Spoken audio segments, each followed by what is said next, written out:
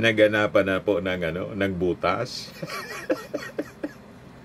O di ba? Pag mga appointments ninyo po, mga appointees ninyo, appointees ng kaalyado ninyo, kahit hindi doktor, pwede. Sabi ko nga, kahit sa Senate committees, si Bongo for example, Chairman Committee on Youth, hindi man youth.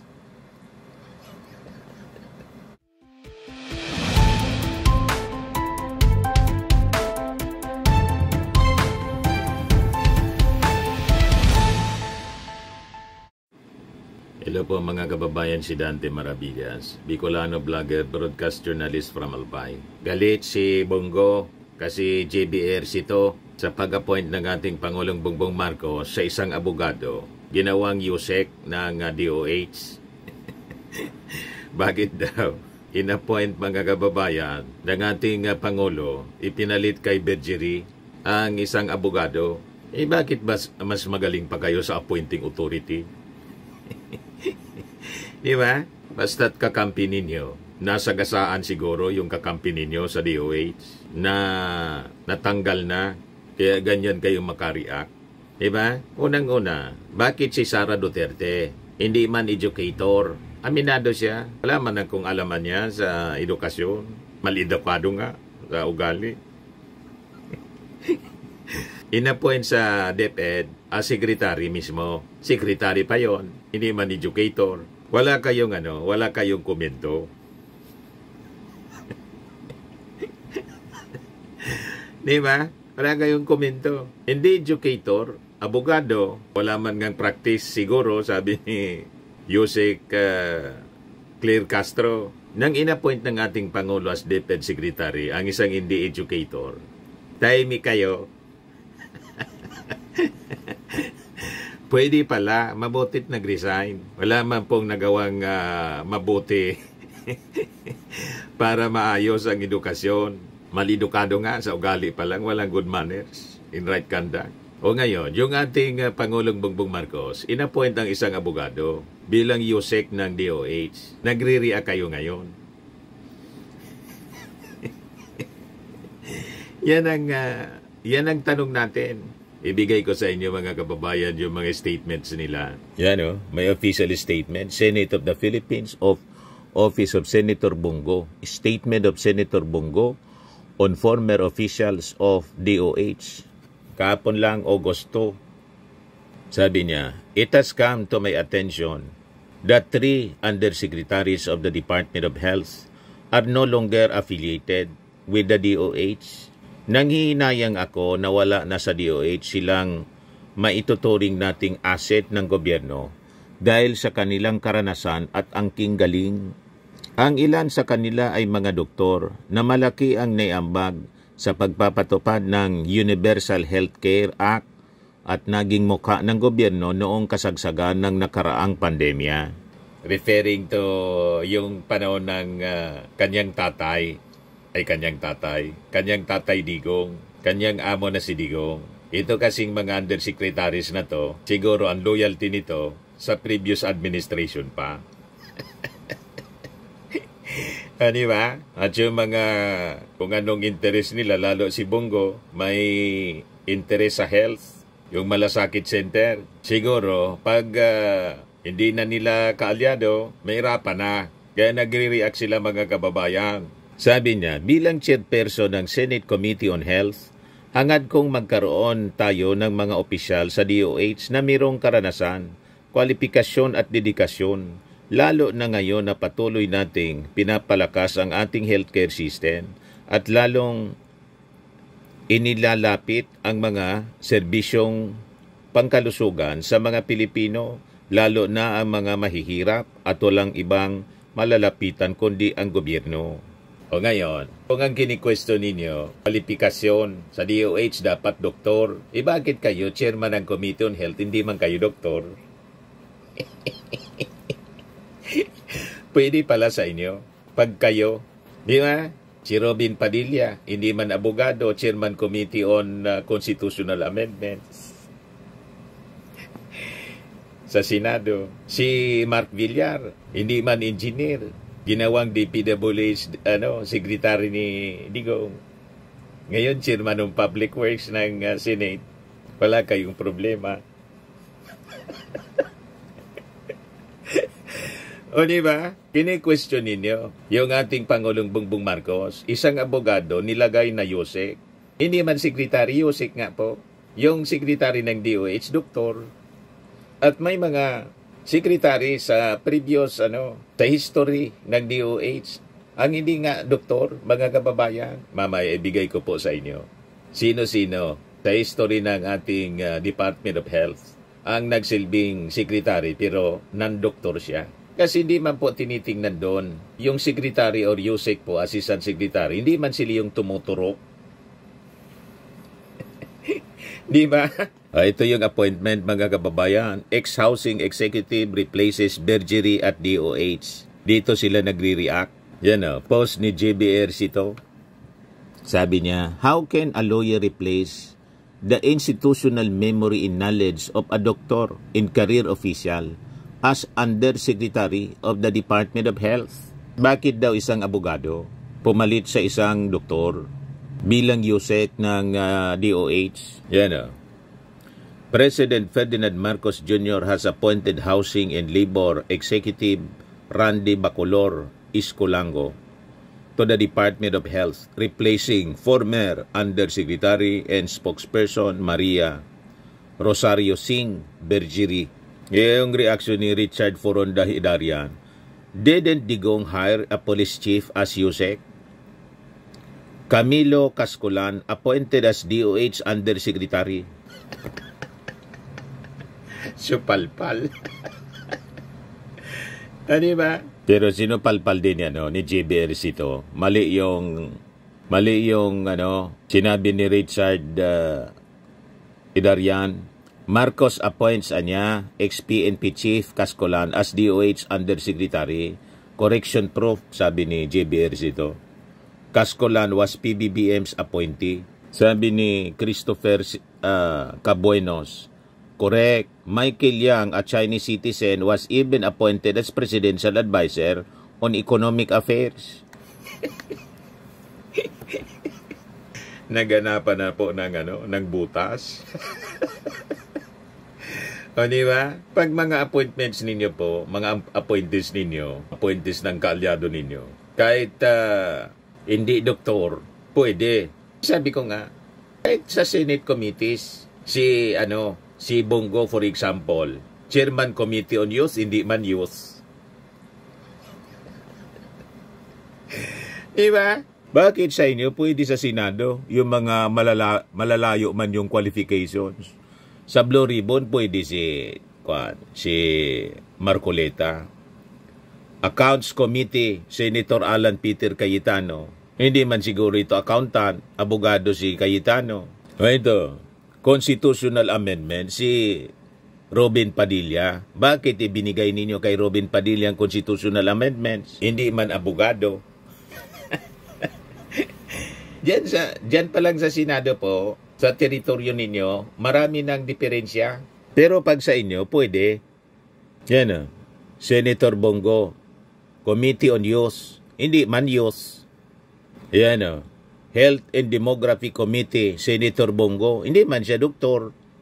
Ito, National Defense Committee, si Senator Jingo Estrada. Ano man ang background niya sa defense? Tingnan muna ninyo sa inyo mismo territory. Kung dyan sa territory ninyo, sa Senado mismo, allowed, okay sa inyo. Pero sa iba, hindi pwede. Diba? Ito pa, conflict of interest pa to. Senator Mark Villar, Public Works Committee. Hindi man siya engineer. Pero inappoint mga kababayan ni Digong as secretary ng Public Works. Conflict of interest pa kasi nasa housing siya business. Yung kanyang tatay, yung kanyang pamilya. Conflict of interest. So sa inyo, pag kayo magkakaalyado, pwede. Di ba? Yan ang problema sa inyo. Wala sa hulog ang mga argumento ninyo. Yes, sabi ni Ibram Oliknoga, just like putting an actor in the Senate. Sabi ni Elmer Guzman, did you question also when Inday Lustay became DepEd Secretary? nang gawin ng ating Pangulong Defense Secretary yung kalyado ninyo? Tahimik kayo. Wala man nagawa sa DepEd. Bakit niya kasi nilagay ng ating Pangulo, hindi educator? Ayaw ko na pong ipaliwanag kung bakit. Kasi hindi ko man po alam. Pero ako may nasa isip kung bakit nilagay ng ating Pangulo, si Inday. Siguro, ang nasa isip ng ating Pangulo, testingin ko anya ito si Inday kung talagang magaling kasi medyo mayabang.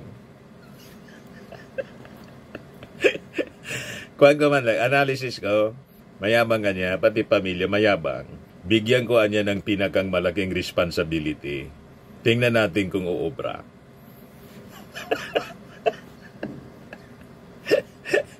Ang ibig mo niya, Mr. Maravillas, na sabihin, decide mismo. Siguro, naniniwala din yung ating Pangulo na magaling si Sara. Tumakbo nga na Vice Presidente at abogado. So, ibinigay sa kanya ang napakalaking responsibility. Ang pamunuan yung DepEd. Ayun, na bilad yung kanyang inefficiency. Nag-self-destruct, mga kababayan, si Sara. Di ba? Pero talagang expected na magsi-self-destruct kasi ang problema ni Sara po, yung kanyang sarili talaga, yung pagkatao niya, yung ugali niya. Di ba? Sabi ni Eric Francisco, no offense meant. Sir, please, since you are questioning the appointment, have you tried to see yourself in a mirror and ask yourself why you are in the Senate, even though you are not a lawyer, of which the Senate is a place where you will form or initiate to create a law. Senate Congress should be the place for lawyers. Since kung okay lang po sa inyo, please run for president sa 2028. I'll support you because you are the good one. Every time you run for Senate seat, I always voted for you. Don't mind the other one. Then, if you become the president, paki-correct ang inaakala niyo po na mga mali. Okay pa po ba yun? Ayun. Di tumakbo ka rin na presidente. Kasi yung may power to appoint po, yung presidente. And yung mga appointments niya, base yon sa kanyang wisdom. Sa wisdom ng ating Pangulo, yung USEC na non-doktor, abogado siya, magiging effective. Anyway, kung hindi magiging effective siya, pwede naman pong palitan anytime. Ganon, di ba? Mga appointees. Tulad po sa PCO. O ilan na yung, naging PCO secretary. Kasi kung hindi na-meet yung expectation ng ating Pangulo, di go. Ganon lang yon. Sabi ni Hazel Danao Gamata, maglinis muna ho kayo sa sarili ninyong bakuran bago nyo pakialaman bakuran ng iba, ay sos. Sabi ni Joby Onira Awyong, para lang yang mga artista na binoto nyo sa Senado na wala namang ginawa kundi ngumuya na at makinig kuno na sumasahod ng hundreds of thousands per month. O diba, mga kababayan? O ngayon, pwede ba? Tama rin ba na ang ating Pangulo nag-appoint ng isang USEC sa DOH, hindi man doktor, kundi abogado? For your information, hindi po ito unique sa ating Pangulong Bongbong. Nangyari ito sa history ng DOH, ng mga previous administrations, noon pang matagal na. Ayan Secretary of Health, Philippines. Si Dr. Ted Herbosa, doktor siya. Doctor of Medicine, incumbent DOH Secretary. Pero yung mga secretaries ng mga nakaraang administrasyon ng DOH, ito, si Juan Nolasco, panahon ni Manuel Quezon, doktor siya, Filipino doctor and politician. Pero po, si Sergio Osmeña, na nagiring secretary, naging presidente pa nga siya, pero naging siyang secretary ng DOH, was a Filipino lawyer and politician who served as fourth president of the Philippines from 1944 to 1946 and as vice president of the Philippines from 1935 to 1944. Naging siya ding DOH Secretary. Yan o. Panahon ni Quezon. Pwede pala. You see? Kaya huwag kayong magtaka na ang ginawang DOH, USEC po, hindi man DOH Secretary. USEC man lang. Hindi doktor, kundi abogado. Kasi talagang ginagawa siya, mga kababayan, na mag-appoint secretary, USEC, assistant secretary. Kasi yung mismong secretary, USEC, assistant secretary, hindi nangangulugan na sila yung tuturok. Sila yung sagawa ng surgery. Ang trabaho nila kasi po. Ito, basahin ko sa inyo. Here is why a non-medical professional can be effective in DOH. Yan ang rason. Dahil sa leadership in management. The DOH requires strong leadership in management skills to oversee various departments, implement policies, and manage resources effectively. So, kahit hindi ka doktor, pwede kang maging head ng DOH kasi unang-una, hindi man niya trabaho yung tumurok, magsagawa ng surgery. Hindi man ang trabaho ng DOH Secretary, USEC Assistant Secretary, kundi yung management skills nila. Itong abogado, mga kababayan, na inappoint ng ating Pangulong Bongbong, malamang ay strong management skills siya bilang isang abogado na galing na sa ibang departamento ng ating gobyerno. Galing sa housing. May tiwala siguro yung ating Pangulong Bongbong Marcos. Malaki yung tiwala sa kanyang management skills. Kaya nilipat as DOH Secretary. Ang appointment kasi ng ating Pangulo po ay nakabase sa una, track records, credentials, then siyempre, trust and confidence ng ating Pangulo. Mga presidential appointees yan. Doktor nga, kung ang pinaglilingkuran po, iba man na master, alam na ninyo. Kung ibang master ang pinaglilingkuran, you cannot serve two masters at a time. Malamang ganon. Kaya pinalitan. Kasi ang presidential appointee po, hindi lang dahil qualified siya. Dapat qualified talaga. Kung di, dapat sumusunod siya sa programa, sa agenda ng gobyerno, ng administrasyon. Hindi yung agenda ng ibang tao. Possibly ganon. Kaya nga po sa PCO, laging may reshuffle po kasi infiltrated ng mga ahas. Laging nakakakuha po mga kababayan ng kung ano-anong intriga. Galing doon sa PCO noong mga nakaraang taon. Si Maharlika, o ngayon wala na nakukuha dito. Tanggal na yung ahas niya siguro. Kaya sila na ngayon ang nagkakagatan. Yung mga vloggers ng mga Duterte, nag-aaway-away. Si Marlica, binabalata na si Atty. Kaufman kasi naka-side siya kay Atty. Harry Roque. Sila mga kababayan nagkakagatan. Naka-align din si Atty. Harry Roque kay Hanilit Abansenia.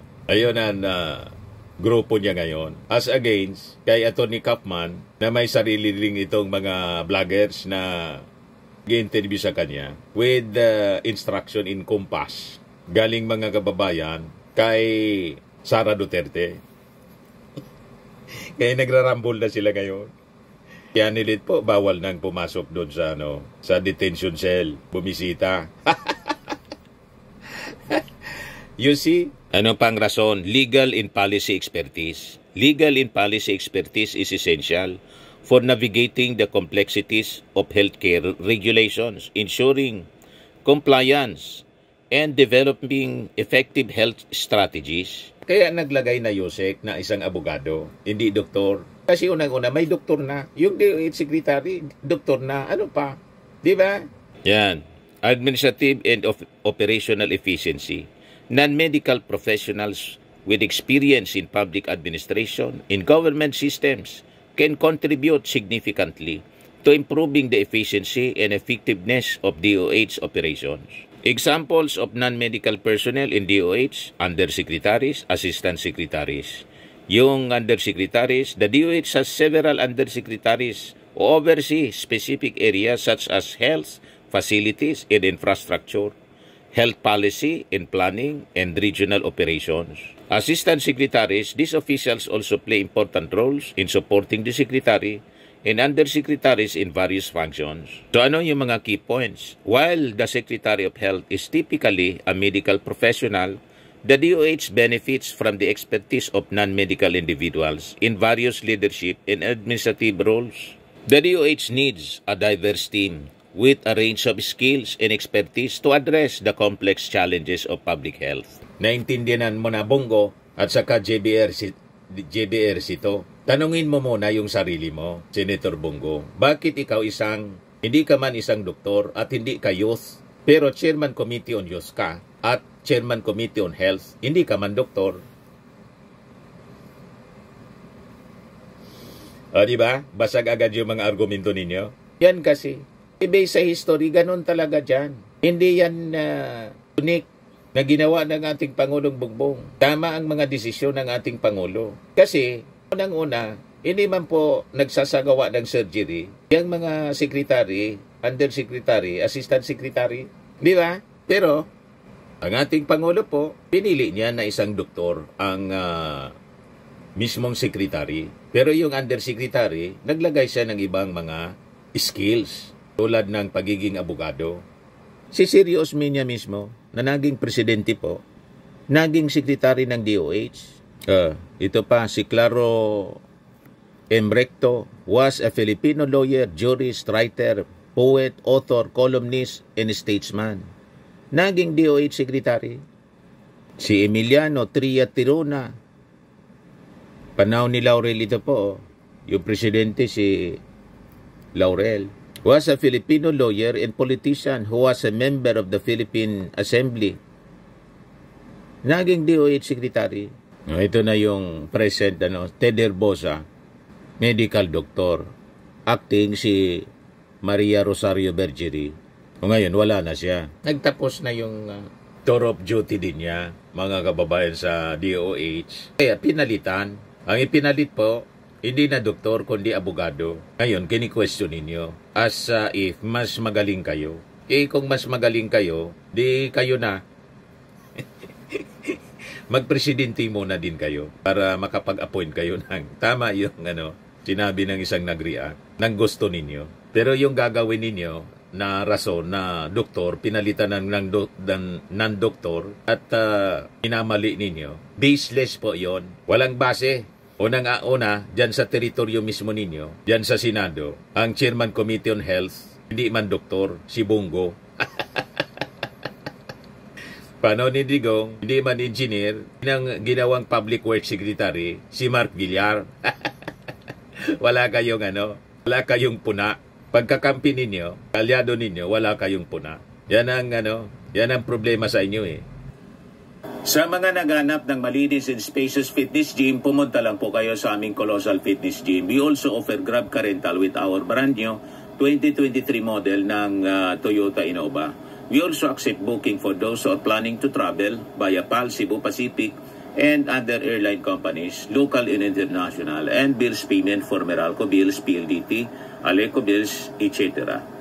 Ang Colossal Fitness Gym is located at 3rd floor Security Bank Building, Landco Business Park, Legazpi City, Albay. For inquiries, look for Chilon Maravillas. Contact number 0966-802-0949. Yan yung aming Innova.